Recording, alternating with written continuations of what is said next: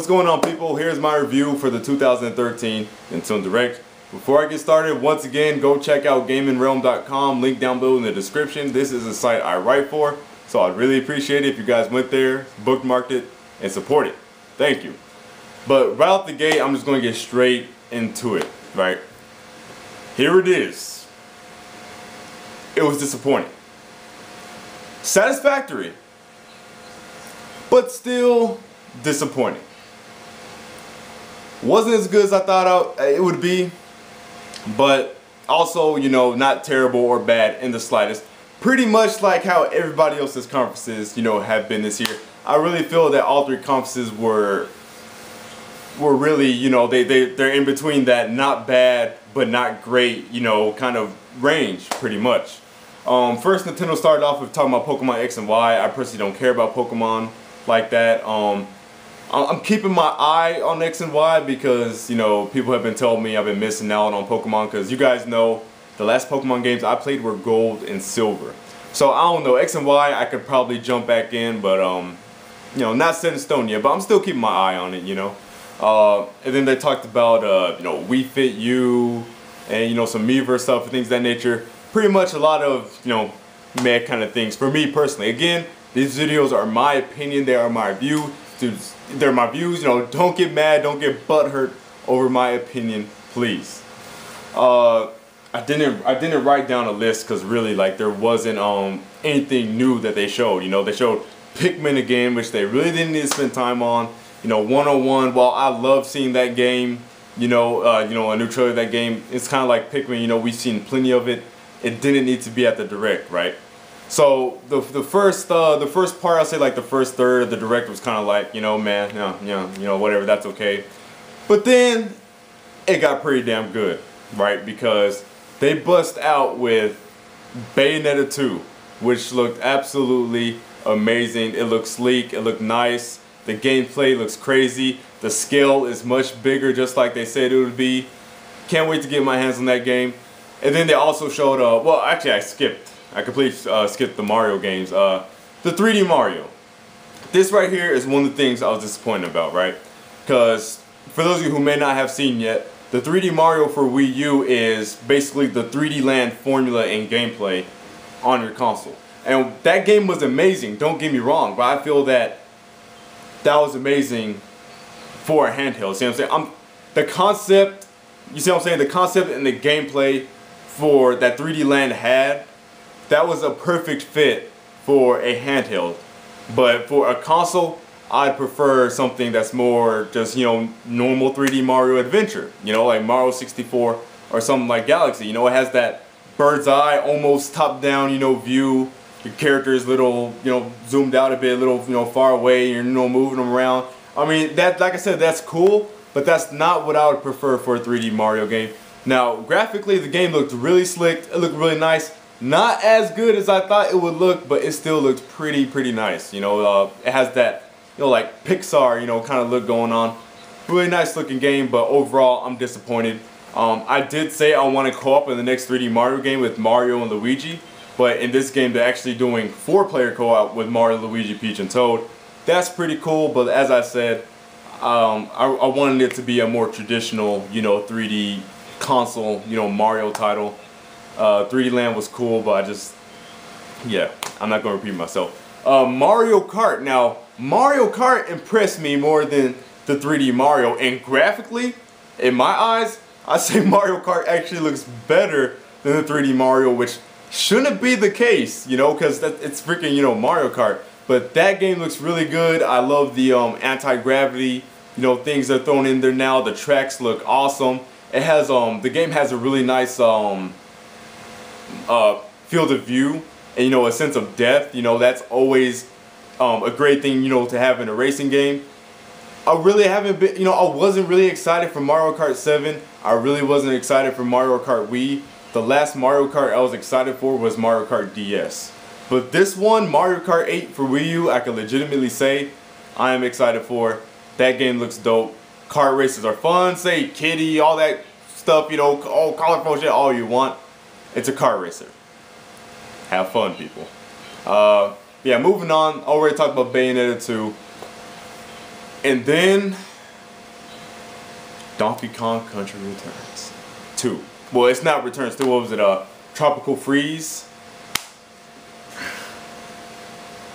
Now, this will be a good game. Don't get me wrong, right? It'll be a good game. It looked great. But the problem I have with this, and this is big ass disappointment number 2. My big disappointment with this is the fact that that is Retro Studios' game. Now, you guys know this whole time I've been like, oh man, I can't wait to see what Retro Studios game is going to be like. You know, wait till you see Retro's game, man. That shit's going to be awesome. And then it's Donkey Kong Country. One, we just got Donkey Kong Country Returns 3 years ago. That's not too long. You see what I'm saying? 2010. And then we got that same game ported over to the 3DS in 3D with extra levels, extra missions, extra content last month. Why do we need another Donkey Kong game so soon? You know what I mean? I thought them porting this over to the 3DS was an indication that they're doing it to hold us over until the next Donkey Kong game. See what I'm saying? But apparently that's not the case. Reason number 2 why this is a disappointment, and again, I know a lot of my fellow Nintendo fans, you guys are going to scoff at me for this, but think about it, people. Hear me out. I'm going to explain my thought process, why I'm disappointed. This is Retro Studios, the creators behind the Metroid Prime series. This is Nintendo's one of 2 Western studios that does AAA game after AAA game after AAA game, critically acclaimed, you know, you see what I'm saying? They just got done hiring people from Naughty Dog, Vigil Games, Crytek, BioWare, and a bunch of other talented studios, right? Bethesda, they hired some Bethesda devs. Well, although Bethesda makes buggy ass games, but you know, that's another story. But you see what I'm saying? So people who have experience in making AAA games, see what I mean? They hire all these people, and what they're working on is Donkey Kong. You see what I'm saying? Now with that, you know, with that thought in the front of your head, now do you see and understand my disappointment?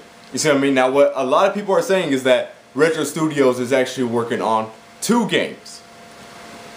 I pray to God they are. Hopefully. But as of right now, there is no official confirmation of that. Yeah, they could have hired all those devs for a second team working on a second Wii U game, but again, at this point, it's all assumption.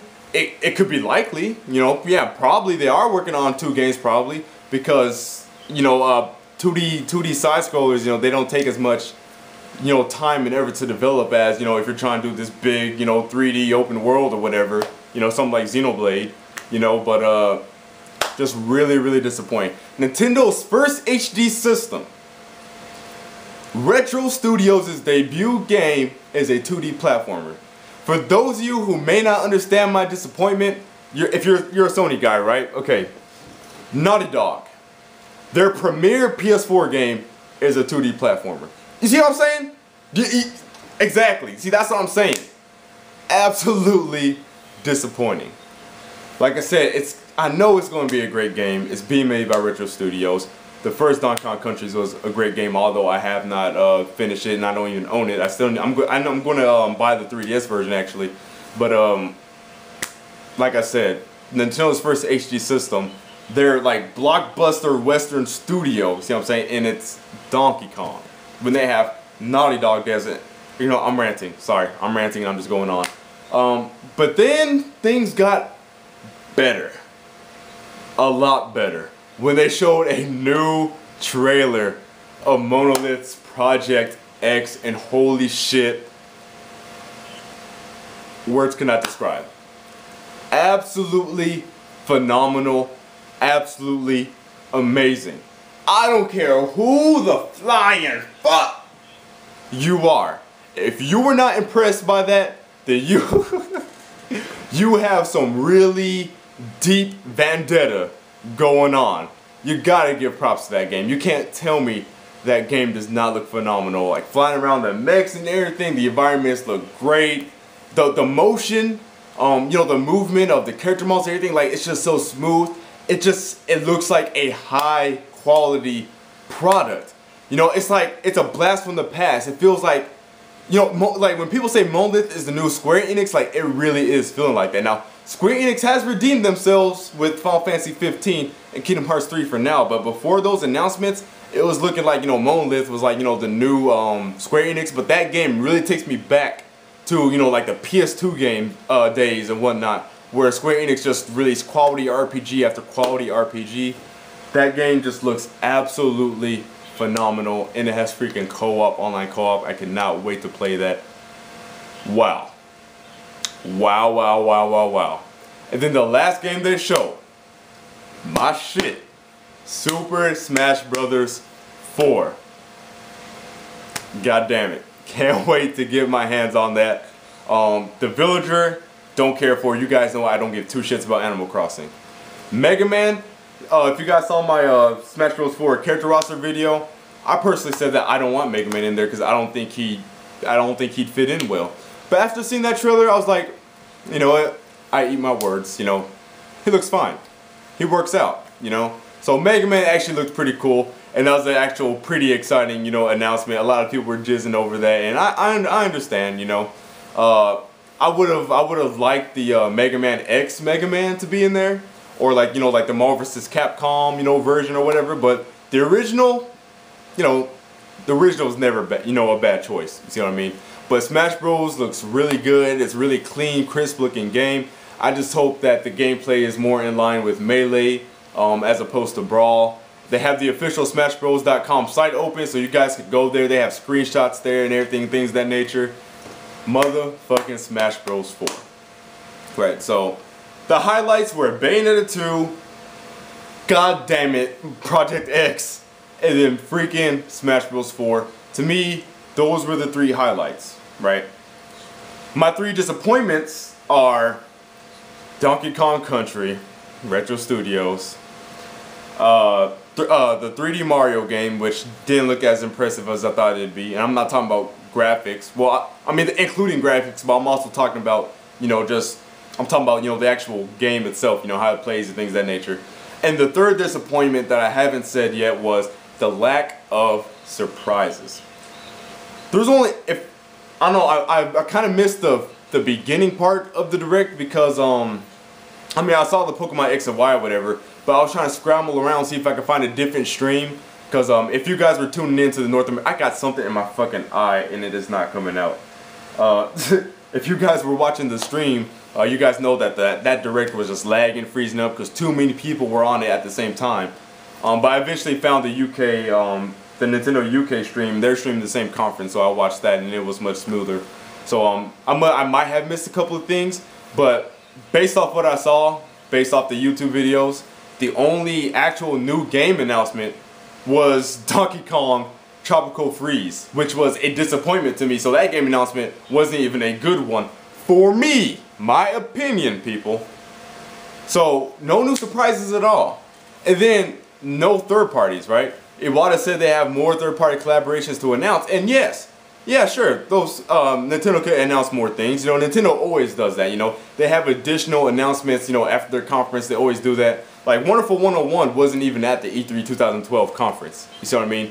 The Super Smash Bros. Brawl reveal trailer, that wasn't even at the conference back in 2006. They showed that trailer after the conference on the show floor.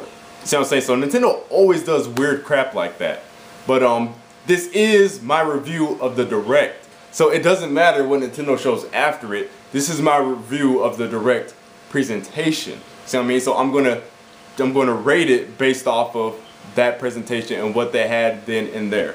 So Bayonetta 2 awesome, Xenoblade awesome, Smash Bros phenomenal. We got release date, well, vague, loose release dates 2014, but at least we got release dates for those. And then the 3D Mario is launching in December, Mario Kart 2014. The Donkey Kong game is coming out this year. And of course, Wonderful 101 and Pikmin is coming out this year. So we got 4 really good first-party AAA titles coming out this year, and we got the really big hitters coming next year. That being Bayonetta, Xenoblade, and Smash Bros. And Mario Kart. So it was pretty good, you know, games-wise, exclusive games-wise. But like I said, no surprises, and really nothing third party other than that third party Real games that we already knew were coming and we've already seen at everybody else's conferences, such as Assassin's Creed and Watch Dogs. You see what I'm saying? But if I had to give it a score, C+. C+. Maybe a B minus. Maybe a B minus. And yes, I gave Sony's conference a C+ as well. But that's when I was under the impression that Kingdom Hearts 3 and Final Fantasy 15 were PS4 exclusives, but it was actually just announced that they're not.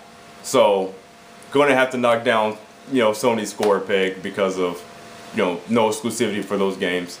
Sony still had an okay conference, but those games not being exclusive definitely, yeah, that's definitely a hit off the score. But yeah, I'll be doing pretty much a wrap-up video, giving my overall thoughts, saying some more things I didn't include in my review videos. So look forward to that vid, guys. Thanks for watching. I'll see you folks later. Peace.